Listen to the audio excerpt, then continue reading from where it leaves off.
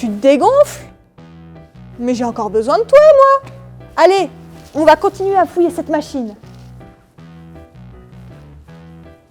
Chef, je viens de trouver des engrenages! Il y a plusieurs roues dentées de différentes tailles. Si 2 roues dentées s'encastrent, alors lorsque j'en tourne une, la deuxième va aussi tourner, mais dans le sens inverse. Si je rajoute une troisième, le mouvement se transmet et elle va tourner dans le sens inverse que la précédente. Donc, si j'ai un nombre de roues impair, la roue d'entrée tourne dans le même sens que la roue de sortie. Mais si le nombre de roues est pair, le sens est inversé. Les engrenages servent donc à transmettre un mouvement. Ici, d'une rotation à une rotation.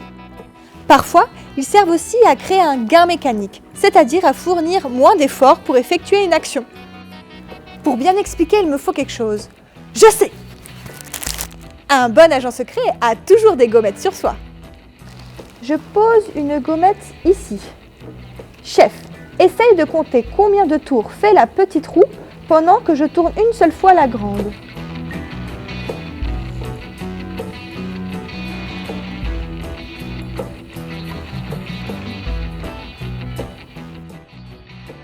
Donc, pendant que j'ai fait un seul tour avec la grande roue, la petite a fait 2 tours et demi. Elle est donc plus rapide que la première. Il y a eu ce qu'on appelle une surmultiplication du mouvement. C'est très pratique, par exemple dans une essoreuse, pour ne pas se fatiguer à tourner la salade. Ici, il y a cette surmultiplication du mouvement parce que la roue qui mène a 32 dents, alors que la roue menée n'en a que 12. Si c'était l'inverse, que la plus petite roue était devant, la vitesse serait plus lente.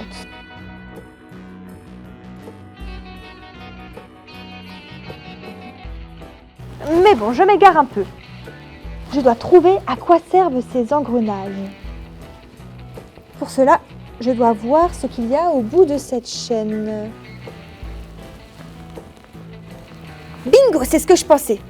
Regarde, chef, les engrenages servent soit à détruire la machine, soit à détruire le vaisseau. Personnellement, je préférerais détruire la machine. Donc, il faut que cette flèche grise aille vers la gauche. Donc, que le dernier engrenage tourne dans le sens inverse des aiguilles d'une montre. Ok, chef, concentrons-nous. Je veux donc que la dernière roue aille dans le sens inverse des aiguilles d'une montre pour détruire la machine. Donc, ça veut dire que la roue avant tourne dans le sens des aiguilles d'une montre et ainsi de suite. Dans quel sens je dois tourner la première roue? Dans le sens des aiguilles d'une montre ou l'inverse? Il y a trop d'enjeux, chef. C'est à toi de décider. Je t'envoie les différentes options sur ton écran de contrôle.